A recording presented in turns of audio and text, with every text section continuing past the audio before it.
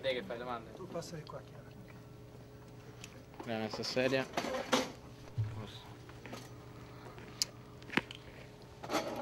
Devi tenermi il cavo. Il cavo teso. Sì, un attimo solo che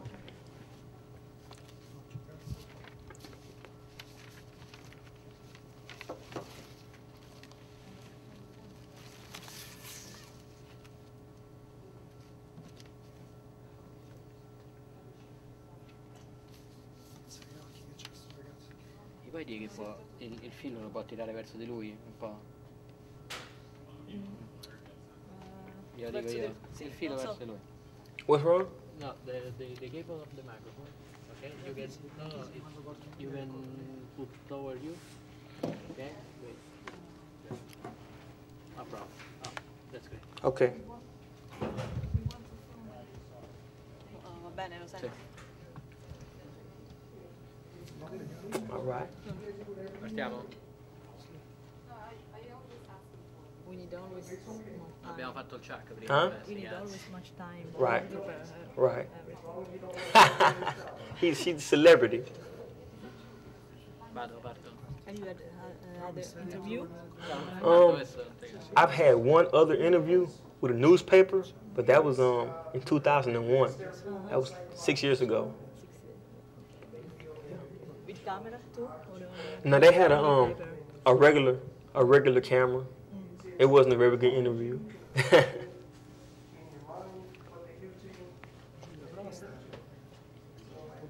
Più a sinistra, vieni, entra.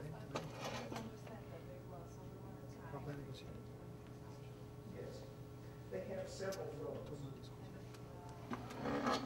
Anthony 1. Siamo pronti. Okay. All right. Okay. So, how was your first meeting with Emanuela? How was it? Your first meeting? Well, I had been anticipating it because I knew she was coming, and I wasn't disappointed. I was entertained. I was happy. Aspetta, stop un attimo. Sorry. Right. No, c'è un'altra. No, da su. Va bene. Si sente un po'. Ricomincia, fagli di nuovo la domanda. How was your first meeting with Emanuela? Okay. Well, it was nice, right? I had been anticipating it, kind of excited, waiting on it. As a matter of fact, the night before, I didn't even sleep at all, right? I tried, but I couldn't, right? I was just ready to come out, and I was not at all disappointed. I've been writing it for 3.5 years, so I kind of more or less knew what to expect, and she was true to her letters, and had a very good visit, right? And was she like you imagine her? Yeah, she was. She's almost exactly the way she is in her letters, right? And so because of that, it made it easy to communicate with her. I didn't feel like I had to hold back. I felt I can be open and honest and tell her exactly what I felt. And I tried to represent myself in the same way I do in letters, and she did the same thing. So we had a really good time, right? I know you have much fun together. Oh yeah, we laughed a lot. We laughed a lot. Did you expect with her so fun? Huh? Well, sometimes in letters people come off more serious than they are in person. I know I do, right? But in person, I think she was surprised that I was so cheerful, and so I think that made her more cheerful, and just made the whole visit go by faster. And like I say, we had a really good time, had a lot of good laughs, but at the same time, we got a chance to have some really serious conversations also. About what? Well, one thing, I've been a Christian since I was free. I actually used to minister in the world, but I kind of lost track of that for a while. That's how I ended up in prison, right? But over the last 3.5 years, I've moved back toward that center of God, right, and made my relationship with God the most important thing in my life, right? She's going through a transitional state in her life where she has just found a relationship with God herself. And so being that I've been doing it for a while, I'm very well versed in the Bible. We had a real long discussion about that in my walk with Jesus, her walk with Jesus, and just. Could you tell us about religion? Was you before so religious? Well, I grew up in a Baptist church in Texas, right? And I guess you could say I never really cared about it, though. I couldn't stand going to church growing up. I hated church. And when I went to the military in the Navy, I was 18, 1997. I had a spiritual, I guess you could say, enlightenment and revelation, right? It changed my whole life. And I ended up becoming a born-again Christian, right? And living from a life for God, right? And certain things happened that me being new to it, I didn't understand, right? And those things pushed me to do things that maybe I should not have done. And I ended up coming back home to Houston and getting put in this situation, right? And I was in the county jail for 16 months before my trial. And I did my best to serve God, right? But when it was all said and done, I could not understand how God would allow me to get convicted of capital murder when I'm not guilty of capital murder and then come to death row. And so that made me question my motives, right? Did I want to serve God for what he could do for me, or did I want to serve God because I love him with all my heart? And so for like 4.5 years, five years, I ended up just doing my own thing. And in 2004, God spoke to me in such a wonderful way that I came back to him with my whole heart, and I was able to do that with pure motives. And it's now about me loving him and living for him. It's not about what he can do for me. I don't pray to ask God to get me off of death row with all that. I live my life to try to serve God, right? I don't just talk about it. I try my best to walk it, right? I read my Bible, I pray, I try to help people out. I do things that I feel is the example that Jesus set for us, right? I'm not perfect, but I know I'm a better person now than I ever was before, and I'm striving to get better and better and better. That's the most important thing in my life right now, is my relationship with God, right? So. And what is grandpa important for you? You know what? Outside of my relationship with God, my friends are probably the next most important thing behind my family. My family, the ones that I guess you could say are in my life actively, are my mom, my dad, my maternal grandmother, my paternal aunt, and my little sister, right? Outside of them, the most important people to me are my friends, right? They help me financially, they help me legally. They are the reason why I have the legal team that I have now. They're the ones that come to visit me. They write me, they entertain me. You know, when I'm sad, they comfort me. When they're sad, I'm able to comfort them, right? And they've become a very crucial and very important part of my life. So much so to where if a week goes by and I don't get any mail, I get depressed, right? And it's because I've grown so attached to my letter and to my friends, right? They mean a lot to me. To me, friendship is something very serious, right? It was serious when I was free, and it's serious now. And so, yeah, my friends mean the world to me, right? On some level, I love them all, right? Maybe some a little bit differently, but when I can say I love my friends, I mean that, right? Because, I mean, in their own way, they make life a whole lot brighter, right? They make this situation a whole lot easier to deal with, right? Have you friends between inmates? You know, I don't strive to make friends back here, but it's inevitable when you're around the same people day in and day out, year after year. You're gonna make friends, right? You know, we're with these people 24 hours a day, 7 days a week, and so you're gonna make friends, right? I don't try, but over the years, yes, I have made some friends, and actually some very good friends, right?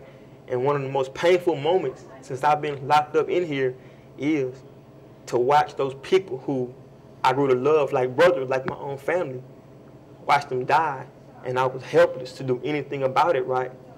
I mean, there was nothing I could do, and so I guess after a certain time, my heart kind of closed down to people back here, but I still find myself getting close to certain people because we have personalities that are drawn to each other, right?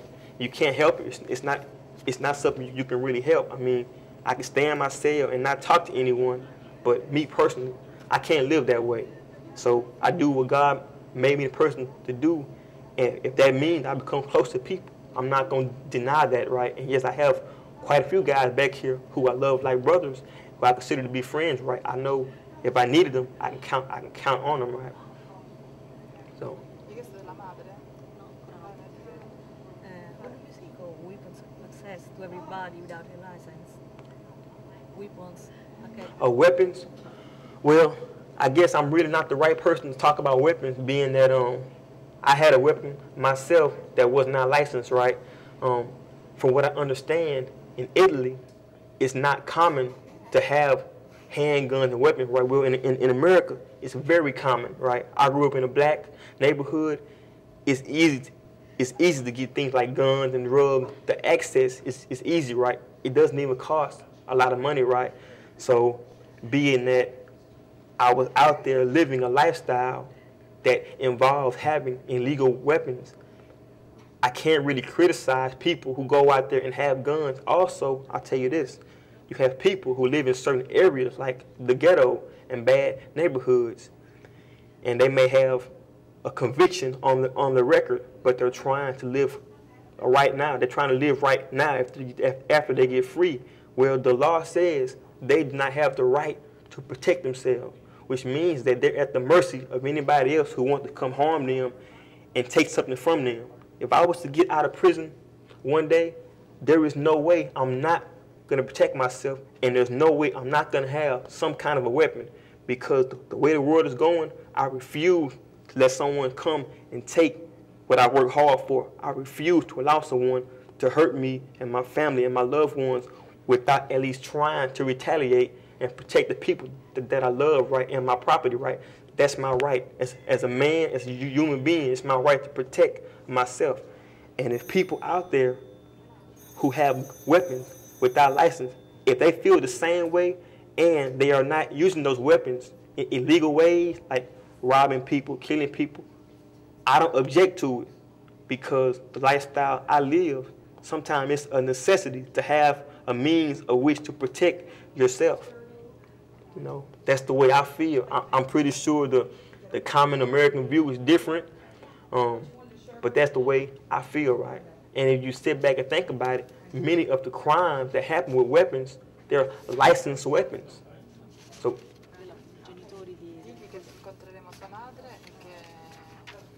You meet your mother on Monday. right. Would you like to say something to her? Well, I think whatever I had to say to my mother, I mean, she knows it, right? And I try to always show her that I love her and I care about her. And one thing to me, it's not just my mother, it's my mother, my father, and my grandmother. I screwed up my own life to put myself here. And through that, I made them do time with me. They were in their own prison. I'm 28 years old, and I've been here since I was a teenager, right? I don't have any children, which means they have no grandchildren to carry my last name of Haynes, right? And so in my own way, I've hurt them, right? Many ways, but they stand strong in my corner. And so when I wake up every morning, I make it a point to try to make progress and make myself someone that my parents can be proud of. Because even though I'm in a bad situation, I know the man I see looking back in the mirror at me is a lot better than the boy I was when I first came to this jail situation, right? And it's my goal that if these people take my life, my parents and my friends would know, you know what? I'm proud of Anthony. He made something of himself in a situation he had nothing going for him, right? And I want to tell my mom and my dad, I hope y'all are proud of the man that I became, because the man I became is based on the morals and values that you instilled in me as a child. The Bible says, train up a child in the way he should go, and when he is grown, he will not depart from it. Well, even though for a while I did depart from it, because I had a solid family foundation, when I got older, I went back to my roots and made myself a better person. This situation is not conducive to growth. This situation breeds violence, it breeds anger, it breeds hate. So for a man to have the fortitude and the wherewithal to withstand those things and still strive and push to make itself a better man, that's a testament of what's inside of him. And what's inside of me was instilled by my parents and my grandparents. What's your biggest regret in your life? Well, I guess I'm different than most people. I don't regret the things that I've done in my life. Certain things I've done, of course, I wish they didn't happen. They were bad things, right? But like I said before, when I look in the mirror every day, I'm proud of the man I see looking back at me. I'm a product of every experience I've ever gone through in life. And for me to regret the life I live, it means I regret the person I am today. I love who I am, and I'm proud of who I am. My regrets stem from things I never got a chance to do. I never got to finish college. I never got to experience what it means to have a child of my own, have a family, a wife. I never got to experience what it means to see my sister graduate from school and things like that. I never got a chance to experience so many things, right? I got locked up when I was 19 years old. That's 9 years ago, right? And it's things that even if I get free today, I would never be able to have those experiences back, right? That's what I regret. I also regret turning my back on Christ because that put me in this position I'm in today, right? But I hate to say it, but I do not regret the things that I've done because I'm proud of the man I am today. What is the thing that makes you more angry about the death row? Well, I'm not guilty of capital murder, but I did take a man's life. And so I put myself in this position I'm in today. And because of that, I put my family and my friends through a lot. The officers retaliate against me by playing with my family and friends, okay? And so that is what really gets me and really burns me up when the people who are innocent, who haven't done anything to deserve this malicious treatment, have to pay because of my mistakes. If I get into it with an officer, they take it out on my family. Okay, they will find a way to make my family pay for what I did. Every day I'm alive here, my family pays for the crime I committed. My friends pay for the crime I committed. They chose to be with me, but they still serve time.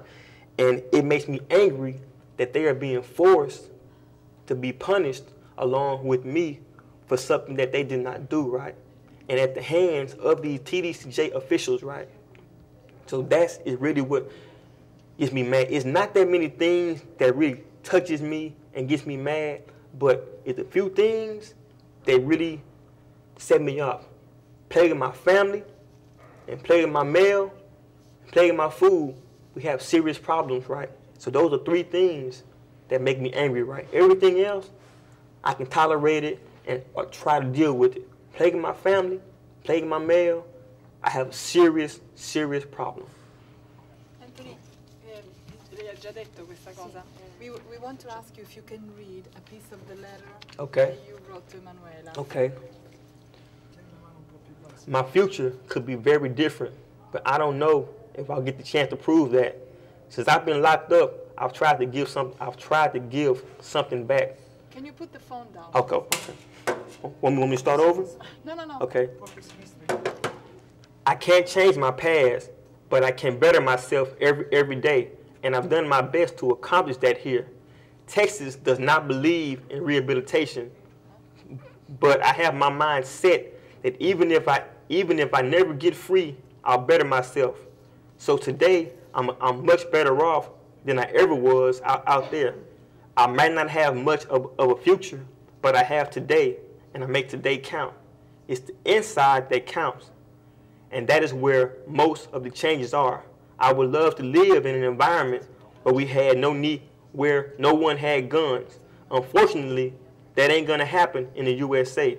Our society is messed up because you may not want to carry a gun, but you know that everyone else has one, and you don't want to be a victim, so you get one too.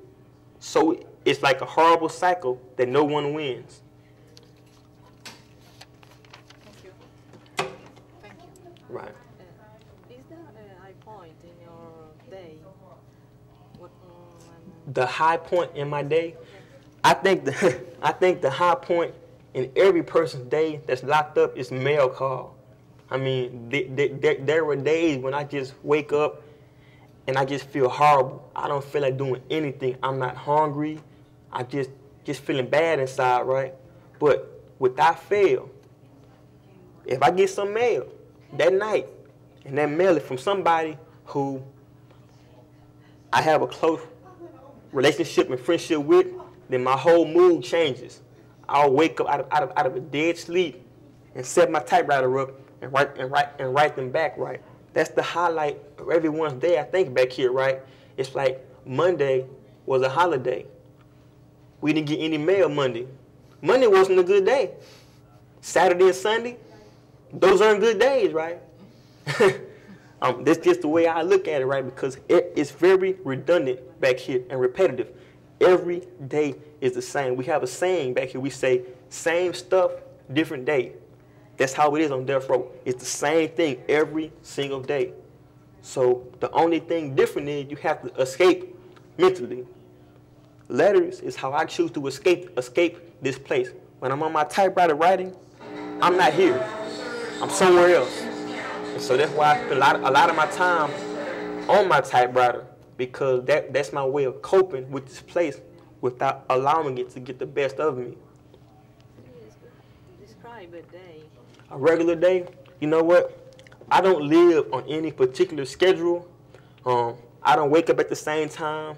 I don't even eat at the same time. Sometimes they bring the food. I put it up for later on.